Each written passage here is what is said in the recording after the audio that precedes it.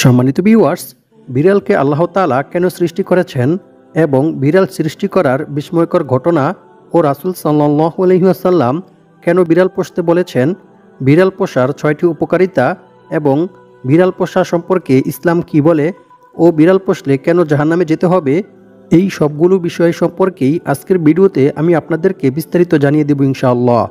এই বিষয়গুলি সম্পর্কে জানতে চাইলে ভিডিওটি স্কিপ না করে সম্পূর্ণ ভিডিওটি দেখতে থাকুন। আর ভিডিওটি ভালো লাগলে লাইক, কমেন্ট, শেয়ার করে চ্যানেলটি সাবস্ক্রাইব করে আমাদের পাশে থাকুন।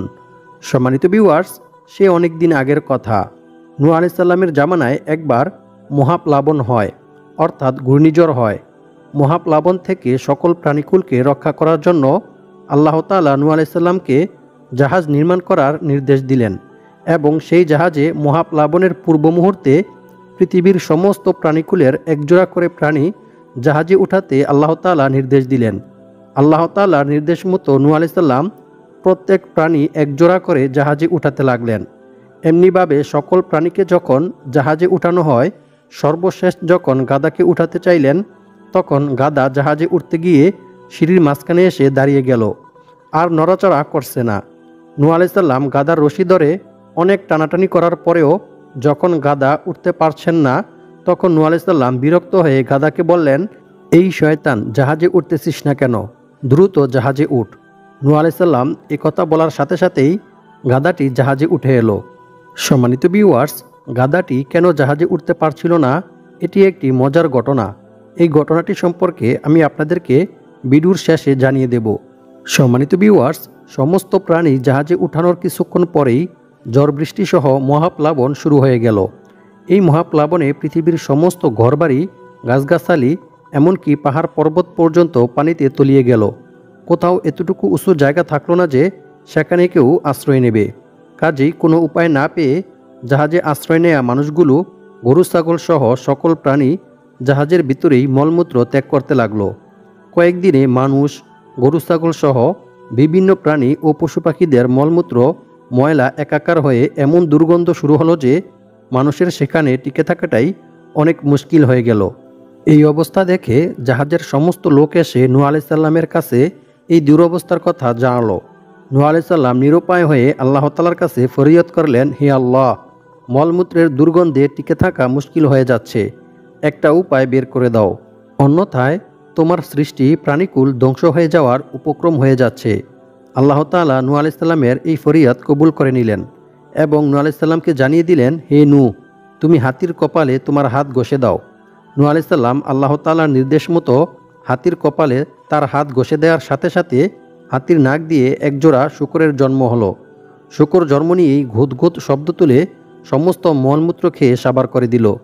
ইহাতে জাহাজের সব মলমূত্র পরিষ্কার হয়ে গেল এবং লোকজনের বসবাসের পরিবেশ ফিরে এলো। কিন্তু এর বেশ কিছুক্ষণ পরেই নতুন আরেক সমস্যা দেখা দিল। জাহাজের তলা ছিদ্র হয়ে পানি উঠতে লাগলো। নূহ আলাইহিস সালাম এটা দেখার পর খুব চিন্তিত হয়ে পড়লেন। জাহাজের তলা ছিদ্র হলো কি করে? জাহাজের তলা তো ছিদ্র হওয়ার কথা নয়। ভালো করে খেয়াল করে তিনি দেখলেন, ছোট ছোট কিছু প্রাণী কুটকুট করে কাঠ কেটে জাহাজের তলা ছিদ্র করছে। এই ঘটনা দেখে নূহ আলাইহিস সালাম আশ্চর্য হয়ে গেলেন। তিনি মনে মনে চিন্তা করতে লাগলেন, এমন প্রাণী তো আমি জাহাজে উঠাই নাই, এগুলো জাহাজে এলো কিভাবে? বিষয়টির রহস্য উদ্ঘাটন করার জন্য পুরো জাহাজ তন্ন তন্ন করে খুঁজতে লাগলেন। এই ছোট্ট ছোট্ট কাঠ কাটা প্রাণী জাহাজে কি করে এলো? একসময় সেই রহস্যের আবিষ্কারককেও পেয়ে গেলেন। নূহ আলাইহিস সালাম দেখতে পেলেন জাহাজের এক কোণায় শয়তান বসে বসে খিলখিল করে হাসছে। শয়তানকে দেখেই নূহ আলাইহিস সালাম রেগে গেলেন। ধমক দিয়ে বললেন, এই শয়তান, তোকে তো আমি উঠতে বলি নাই, তুই জাহাজে উঠলি কি করে? কার হুকুমে তুই জাহাজে উঠেছিস? শয়তান কাচুমাচু করে জবাব দিল, হুজুর, আমি আপনার হুকুম নিয়েই জাহাজে উঠেছি, আপনার বিনা হুকুমে আমি জাহাজে উঠি নাই। নূহ আলাইহিস সালাম শয়তানের এই কথা শুনে আরও বেশি রাগান্বিত হয়ে গেলেন এবং শয়তানকে বললেন, এই শয়তান, আমি তোকে কখন উঠতে বললাম? মিথ্যা কথা বলার জায়গা পাস না। শয়তান অনুনয় বিনয় করে বললেন, না হুজুর, আপনার হুকুম ছাড়া আমি জাহাজে উঠি নাই, আপনি হুকুম দেওয়ার পরেই আমি জাহাজে উঠেছি। নূহ আলাইহিস সালাম আরও বেশি রাগান্বিত হয়ে গেলেন এবং বললেন, এই শয়তান, আমি তোকে কখন জাহাজে উঠতে বললাম?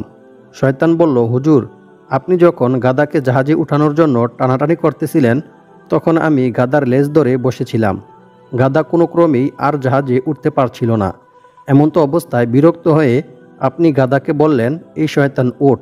সাথে সাথেই আমি গাদার লেজ ছেড়ে দিয়ে জাহাজে উঠে আসি এবং গাদার লেজ মুক্ত হলে গাদাও উঠে আসে। শয়তানের নিকট থেকে বিষয়টি অবগত হলে নূহ আলাইহিস সালাম তার ভুলের জন্য খুব অনুপ্রীত হলেন। তিনি মনে মনে চিন্তা করতে লাগলেন, আসলেই তিনি গাদাকে উঠানোর সময় মনের অজান্তেই এই ভুলটি করে ফেলেছেন। তখন নূহ আলাইহিস সালাম শয়তানকে জিজ্ঞেস করলেন, হে শয়তান, তোকে না হয় জাহাজে আমি উঠতে বলেছি, কিন্তু এই ইঁদুরগুলো সৃষ্টি হলো কিভাবে? তারা জাহাজে আসলো কিভাবে? শয়তান তখন নূহ আলাইহিস সালামকে বলল, হুজুর, যখন সমস্ত প্রাণীকুলের মলমূত্রের গন্ধে আপনারা কষ্ট পাচ্ছিলেন, আমি তখন খুব খুশি হয়েছিলাম। কিন্তু আপনি হাতির কপালে হাত ঘষিলে শূকরের জন্ম হয়। শূকর জন্ম নিয়েই সব মলমূত্র খেয়ে সাবার করে ফেলে, ফলে জাহাজ দুর্গন্ধমুক্ত হয়ে যায়। আর আমার আনন্দ মুহূর্তের মধ্যেই ভাটা পড়ে যায়। তখন আমি আপনাদের কষ্ট দেওয়ার জন্য শয়তানি বুদ্ধি খুঁজতে থাকি এবং আপনার দেখাদেখিতে শূকরের কপালে হাত ঘষে দিই। হাত ঘষে দেওয়ার সাথে সাথেই একজোড়া ইঁদুরের জন্ম হয়। ইঁদুর জন্ম নিয়েই জাহাজের কাঠ কেটে ছিদ্র করতে থাকে। শয়তানের কাছ থেকে ইঁদুর জন্মের কাহিনী অবগত হয়ে নূহ আলাইহিস সালাম খুব অনুতপ্ত হলেন এবং শয়তানের তৈরি ইঁদুর থেকে কিভাবে নিস্তার পাওয়া যায় তার জন্য আল্লাহর কাছে আবার ফরিয়াদ করলেন। নূহ আলাইহিস সালাম আল্লাহকে বললেন, হে আল্লাহ, আমার ভুলের জন্য শয়তান জাহাজে উঠেছে এবং ইঁদুরের জন্ম দিয়েছে। আপনি এই শয়তান এবং ইঁদুর থেকে আমাদেরকে রক্ষা করার ব্যবস্থা করেন, অন্যথায় জাহাজ ছিদ্র হয়ে পানিতে তলিয়ে যাবে এবং সমস্ত প্রাণীকুল সহ আমরা ধ্বংস হয়ে যাব। নূহ আলাইহিস সালামের এই ফরিয়াদ আল্লাহ তাআলা কবুল করলেন। তারপর আল্লাহ পাক রব্বুল আলামিন নূহ আলাইহিস সালামকে নির্দেশ দিলেন, হে নূহ, তুমি বাঘের কপালে তোমার হাত ঘষে দাও। নূহ আলাইহিস সালাম আল্লাহ পাকের নির্দেশ অনুযায়ী বাঘের কপালে তার হাত ঘষে দেওয়ার সাথে সাথে বাঘের নাক দিয়ে একজোড়া বিড়ালের জন্ম হলো। বিড়াল জন্ম নিয়েই ইঁদুর তাড়া করতে লাগলো। বিড়ালের তাড়া খেয়ে ইঁদুর আর কাঠ কাটার সুযোগ পেল না, নিজের যান বাঁচাতেই দৌড়াদৌড়ি করতে লাগলো। বিড়াল জন্ম থেকেই ইঁদুর তাড়ানোর কাজে ব্যস্ত এবং বর্তমানেও বিড়ালদের এই চরিত্র নষ্ট হয় নাই, অর্থাৎ বিড়াল ইঁদুর দেখলেই তাদেরকে তাড়া করতে থাকে। সম্মানিত ভিউয়ার্স, হাতি থেকে শূকরের জন্ম, শূকর থেকে ইঁদুরের জন্ম এবং বাঘ থেকে বিড়ালের জন্ম হওয়ার কারণেই হাতির সাথে শূকরের এবং শূকরের সাথে ইঁদুরের চেহারার যেমন মিল আছে, তেমনিভাবে বাঘের সাথেও বিড়ালের চেহারার মিল রয়েছে। সম্মানিত ভিউয়ার্স, এই ঘটনাটি কাসাসুল আম্বিয়া নামক কিতাবের মধ্যে বর্ণনা করা হয়েছে। আর কাসাসুল আম্বিয়া নামক কিতাবটি মিথ্যা বা ভিত্তিহীন নয়, বরং সূত্রসহই এই কিতাবের মধ্যে বিভিন্ন ঘটনা বর্ণনা করা হয়েছে। নবীদের ঘটনাসহ বিভিন্ন ঘটনাই এই কিতাবটির মধ্যে বর্ণিত হয়েছে। এটি একটি বিশ্বস্ত এবং সত্য কিতাব। সম্মানিত ভিউয়ার্স, এখন আলোচনা করব বিড়াল পোষার 6টি উপকারিতা সম্পর্কে এবং রাসূল সাল্লাল্লাহু আলাইহি ওয়াসাল্লাম কেন বিড়াল পুষতে বলেছেন ও বিড়াল পুষলে কেন জাহান্নামে যেতে হবে। এই সবগুলি বিষয় সম্পর্কে এখন আমি আপনাদেরকে জানিয়ে দেব ইনশাআল্লাহ।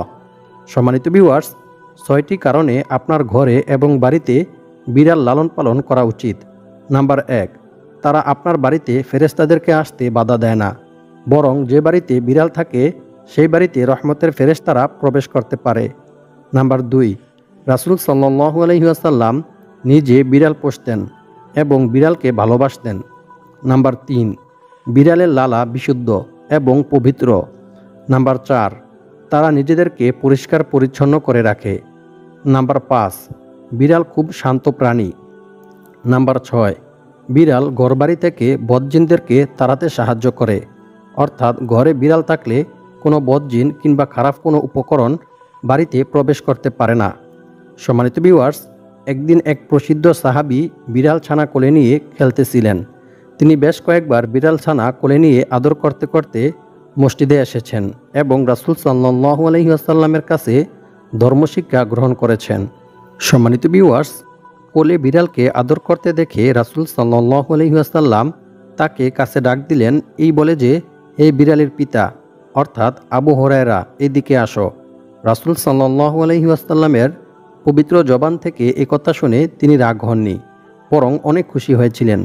এমনকি তার নামের উপাধি তিনি রেখেছিলেন আবু হুরায়রা তথা বিড়ালের পিতা। রাসূল সাল্লাল্লাহু আলাইহি ওয়াসাল্লামের মুখ থেকে শোনা এই কথাটি তার এতই পছন্দ হয়েছিল সুবহানাল্লাহ। সম্মানিত ভিউয়ার্স, মক্কা মদিনা সহ অসংখ্য গুরুত্বপূর্ণ মসজিদে বিড়ালের অবাধ অনুপ্রবেশ রয়েছে। এরা প্রত্যেক ইবাদতকারীর পাশেই ঘুমায়, গা ঘেঁষে বসে থাকে যেখানে সেখানে। সম্মানিত ভিউয়ার্স, চলুন এখন জেনে নেই বিড়াল পোষা সম্পর্কে ইসলাম কি বলে। রাসূল সাল্লাল্লাহু আলাইহি ওয়াসাল্লাম বিড়ালকে পছন্দ করতেন। বিড়াল পরিষ্কার এবং খাঁটি প্রাণী। বিড়াল বাড়ি এবং মসজিদে প্রবেশ করতে পারে। বিড়ালের প্রতি ভালোবাসা ইসলামী বিশ্বাসের লক্ষণ। রাসূল সাল্লাল্লাহু আলাইহি ওয়াসাল্লাম আবু হুরায়রা রাদিয়াল্লাহু তাআলা আনহুকে বিড়ালের পিতা বলে ডেকেছেন, কারণ তিনি বিড়াল পোষতেন এবং বিড়ালকে ভালোবাসতেন। সম্মানিত ভিউয়ার্স, বিড়াল সম্পর্কে আমরা এখন কোরআন এবং হাদিস থেকে কিছু গুরুত্বপূর্ণ কথা জেনে নেই। বিড়াল খাবারে মুখ দিলে তা নষ্ট হয় না। যেমন ভাত, তরকারি ও দুধ ইত্যাদি খাবারে বিড়াল যদি মুখ দেয় বা খায়, তাহলে এই খাবার আপনি খেতে পারবেন, তাতে কোনো দোষের কিছু নেই। বিড়ালের মুখ পবিত্র। একটি সতর্ক বার্তা, বিড়াল অসুস্থ হলে সতর্ক থাকবেন। বিড়ালকে সুস্থ করে তোলার জন্য সুচিকিৎসার ব্যবস্থা করবেন। এটা হবে আপনার জন্য সওয়াবের কাজ। একটি বিড়াল বাড়ির ভিতরে খারাপ জিন এবং মন্দ উপাদানগুলিকে তাড়াতে সাহায্য করে। সম্মানিত ভিউয়ার্স, বিড়াল যদি কান্না করে, তবে এটি আশেপাশের লোকদের জন্য একটি খারাপ খবর বা সতর্ক বার্তা প্রদান করতে পারে। যখন একটি বিড়াল আপনার চারপাশে হেঁটে বেড়ায় এবং আপনার পায়ে তার শরীরকে ঘষে, তখন বুঝবেন বিড়ালটি আপনাকে ভালোবাসা জানাচ্ছে এবং আপনার ভিতরে থাকা খারাপ উপাদানগুলিকে তাড়িয়ে দিচ্ছে। আপনার মধ্যে যদি দূষিত কোনো কিছু থেকে থাকে, তাহলে তা দূর করে দিচ্ছে। সম্মানিত ভিউয়ার্স, আপনি কি জানেন, আপনি যখন ঘুমাচ্ছেন এবং আপনার পাশে একটি বিড়াল থাকবে, তখন কোনো অস্বাভাবিক প্রাণী আপনার কাছে আসতে পারবে না, কারণ অস্বাভাবিক প্রাণীগুলো বিড়ালকে ভয় পায়। তাই আপনার কাছে যদি কোনো বিড়াল আসে, তাহলে বিড়ালকে তাড়িয়ে দিবেন না, আঘাত করবেন না, কারণ বিড়াল উপকারী প্রাণী। সম্মানিত ভিউয়ার্স, একটি কথা মনে রাখবেন, আপনি এবং আপনার পরিবার বিড়াল পোষা ও ভালোবাসার সুবাদে অনেক অজানা অনিষ্ট হতে রক্ষা পেতে পারেন। ইসলামের দৃষ্টিতে বিড়াল পালনে কোনো অসুবিধা নেই, তবে বিড়ালকে পর্যাপ্ত খাদ্য পানীয় সরবরাহ করতে হবে। বিড়ালের প্রতি যথাযথ দয়া অনুগ্রহ দেখাতে হবে। বিড়ালকে কোনো ধরনের কষ্ট দেওয়া যাবে না, তবে সবসময় সতর্ক থাকতে হবে। বিড়াল কোথাও নোংরা বা অপবিত্র করিলে সেটা যেন দ্রুত পরিষ্কার পরিচ্ছন্ন করে নেওয়া হয়। বিড়ালের ওপর কোনো ধরনের অবিচার হলে গুনাহগার হতে হবে। পশু পাখি সহ আল্লাহর যে কোনো সৃষ্টির প্রতি দয়া করিলে মহান আল্লাহ তাআলাও বান্দার প্রতি দয়া করেন, বান্দাকে অজস্র সওয়াব দান করেন। আব্দুল্লাহ ইবনে ওমর রাদিয়াল্লাহু তাআলা আনহু থেকে বর্ণিত, তিনি বলেন, রাসূল সাল্লাল্লাহু আলাইহি ওয়াসাল্লাম বলেছেন, দয়াবানদের উপর দয়াময় আল্লাহ তাআলাও দয়া করেন। তোমরা জমিনের অধিবাসীদের উপর দয়া করো, তাহলে যিনি আসমানে আছেন অর্থাৎ আল্লাহ তাআলাও তোমাদের প্রতি দয়া করবেন। সুবহানাল্লাহ। সুনানে আবু দাউদ, হাদিস নং 4941। অন্য এক হাদিসে বলা হয়েছে, এক সাহাবী রাসূল সাল্লাল্লাহু আলাইহি ওয়াসাল্লামের কাছে প্রশ্ন করলেন, হে আল্লাহর রাসূল সাল্লাল্লাহু আলাইহি ওয়াসাল্লাম, পশু পাখিদের মধ্যেও কি আমাদের জন্য সওয়াব রয়েছে? তিনি বললেন, প্রতিটি তাজা প্রাণে তোমাদের জন্য সওয়াব রয়েছে। সুবহানাল্লাহ। বুখারী শরীফ, হাদিস নং 3467। এছাড়াও রাসূল সাল্লাল্লাহু আলাইহি ওয়াসাল্লাম নিজের উজুর পাত্র থেকে বিড়ালকে পানি পান করানোর কথাও হাদিস শরীফের মধ্যে উল্লেখ রয়েছে। প্রখ্যাত সাহাবী আবু হুরায়রা রাদিয়াল্লাহু তাআলা আনহু, তিনিও বিড়াল পোষতেন এবং বিড়ালকে ভালোবাসতেন। সম্মানিত ভিউয়ার্স, একজন মহিলা বিড়াল পোষার কারণে সে জাহান্নামী হয়েছিল। নাউজুবিল্লাহি মিন যালিক। সম্মানিত ভিউয়ার্স, বিড়াল পোষার কারণে কেন মহিলাটি জাহান্নামী হয়েছিল সেই সম্পর্কে জানতে চাইলে ভিডিওটি না টেনে সম্পূর্ণ ভিডিওটি দেখতে থাকুন। যাকে সে বেঁধে রেখেছিল, অর্থাৎ যে বিড়ালটিকে সে বেঁধে রেখেছিল, সেই বিড়ালটিকে সে খাওয়ায়নি এবং পৃথিবীর কীটপতঙ্গকে খাওয়ানোর জন্য সে বিড়ালটিকে ছেড়েও দেয়নি। এ কারণেই মূলত মহিলাটি জাহান্নামী হয়েছিল। হযরত আব্দুল্লাহ ইবনে ওমর রাদিয়াল্লাহু তাআলা আনহু থেকে বর্ণিত, তিনি বলেন, আল্লাহর রাসূল সাল্লাল্লাহু আলাইহি ওয়াসাল্লাম বলেছেন, একজন মহিলাকে একটি বিড়াল পোষার কারণে আযাব দেয়া হয়, কারণ সে বিড়ালটিকে বেঁধে রেখেছিল। অবশেষে বিড়ালটি ক্ষুধায় মারা যায়, আর এ কারণেই মূলত মহিলাটি জাহান্নামে প্রবেশ করেছিল। রাসূল সাল্লাল্লাহু আলাইহি ওয়াসাল্লাম বলেন, মহিলাটি বিড়ালটিকে বেঁধে রেখে নিজেও খাওয়ায়নি, পানাহার করায়নি এবং বিড়ালটিকে জমিনে ছেড়েও দেয়নি। যাতে করে বিড়ালটি জমিনের পোকামাকড় খেয়ে বেঁচে থাকতে পারে। এ কারণেই মূলত মহিলাটি জাহান্নামী হয়েছিল। নাউজুবিল্লাহি মিন যালিক। বুখারী শরীফ হাদিস নং 2365। সম্মানিত ভিউয়ার্স, ইসলামের দৃষ্টিতে বিড়াল পোষতে কোনো অসুবিধা নেই। তবে যদি আপনি বিড়াল পোষতে গিয়ে বিড়ালকে কোনো প্রকার কষ্ট দেন, তাকে খানাফিনা না দেন, তাহলে অবশ্যই আপনাকে গুনাহগার হতে হবে, আর এর কারণে আপনাকে জাহান্নামেও যেতে হবে। নাউজুবিল্লাহি মিন যালিক। সম্মানিত ভিউয়ার্স, যদি কোনো বিড়াল বা কোনো প্রাণী খাবারের সন্ধানে আপনার কাছে আসে, তবে তা উপেক্ষা করবেন না এবং তাকে তাড়িয়ে দিবেন না, বরং এটি আপনার কাছে এসেছে শুধুমাত্র আপনার কল্যাণের জন্য এবং কিছু গুনাহ দূর করার জন্য। সুবহানাল্লাহ। সম্মানিত ভিউয়ার্স, অনেকেই শখের বশে বিড়াল পোষে থাকেন, একটি, দুইটি কিংবা আরও বেশি। বিড়াল পালন করতে গেলে কিছু বিষয় অবশ্যই মাথায় আসে, বরং বলা উচিত কিছু বিষয়ের মুখোমুখি হতে হয়। তার মধ্য থেকে একটি হলো যেসব খাবারে বিড়াল মুখ দেয় ওই সব খাবার খাওয়া জায়েজ হবে কিনা ইত্যাদি। সম্মানিত ভিউয়ার্স, আমরা এখন জেনে নিব বিড়াল যদি কোনো খাবারে মুখ দেয় তাহলে সেই খাবার খাওয়া যাবে কিনা, অথবা সে খাবার কি করতে হবে, অথবা সে খাবার খেলে কোনো সমস্যা বা রোগ ব্যাধি হবে কিনা, সে সম্পর্কে আমরা এখন হাদিস থেকে জেনে নেব। আল্লাহর রাসূল সাল্লাল্লাহু আলাইহি ওয়াসাল্লাম বিড়ালের উচ্ছিষ্ট পানি দিয়ে ওযু করতেন। আর আল্লাহর রাসূল সাল্লাল্লাহু আলাইহি ওয়াসাল্লাম বলেছেন, বিড়াল নাপাক প্রাণী নয়, এটা তোমাদের আশেপাশে ঘন ঘন বিচরণকারী বা বিচরণকারিণী একটি পবিত্র প্রাণী। আবু দাউদ শরীফ হাদিস নং 57।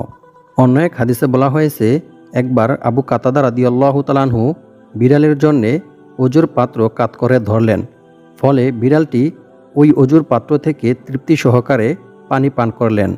তারপর আবু কাতাদা রাদিয়াল্লাহু তাআলা আনহু এক ব্যক্তিকে বললেন, তুমি কি আশ্চর্য হয়েছ? তিনি বললেন, হ্যাঁ, আমি আশ্চর্য হয়েছি। তারপর আবু কাতাদা রাদিয়াল্লাহু তাআলা আনহু বললেন, আমি রাসূল সাল্লাল্লাহু আলাইহি ওয়াসাল্লামকে বলতে শুনেছি, রাসূল সাল্লাল্লাহু আলাইহি ওয়াসাল্লাম বলেছেন, বিড়াল নাপাক প্রাণী নয়, এটা তোমাদের আশেপাশে ঘন ঘন বিচরণকারী বা বিচরণকারিণী একটি প্রাণী। মুয়াত্তা মালিক হাদিস নং 44। সম্মানিত ভিউয়ার্স, এছাড়াও অন্য এক হাদিসে বলা হয়েছে, একবার হযরত আয়েশা সিদ্দিকা রাদিয়াল্লাহু তাআলা আনহার খাবারের পাত্র থেকে বিড়াল কিছু অংশ খেয়ে নেয়। তারপর আয়েশা সিদ্দিকা রাদিয়াল্লাহু তাআলা আনহা সেই অংশ থেকেই খেতে থাকে এবং তিনি বললেন, রাসূল সাল্লাল্লাহু আলাইহি ওয়াসাল্লাম বলেছেন, বিড়াল হচ্ছে পরিষ্কার পবিত্র প্রাণী। আবু দাউদ শরীফ হাদিস নং ৭৬। সুতরাং এই সকল হাদিস দ্বারা বোঝা গেল, বিড়াল যদি কোনো খাবারে মুখ দেয় তাহলে সে খাবার খাওয়া যাবে, এতে কোনো সমস্যা নেই। তবে আপনার রুচিতে যদি না আসে, আপনি যদি খেতে না চান, তাহলে সেটা আপনার ইচ্ছা, এতে কোনো সমস্যা নেই। তবে বিড়াল মুখ দিলে সে খাবার নাপাক হয় না, আপনি চাইলে সে খাবার খেতে পারবেন, এটা সম্পূর্ণ আপনার ইচ্ছা। আল্লাহ পাক রব্বুল আলামিন আমাদের সবাইকে পৃথিবীর সমস্ত পশু পাখিকে ভালোবাসার এবং তাদেরকে অনুগ্রহ করার তৌফিক দান করুক। আমিন।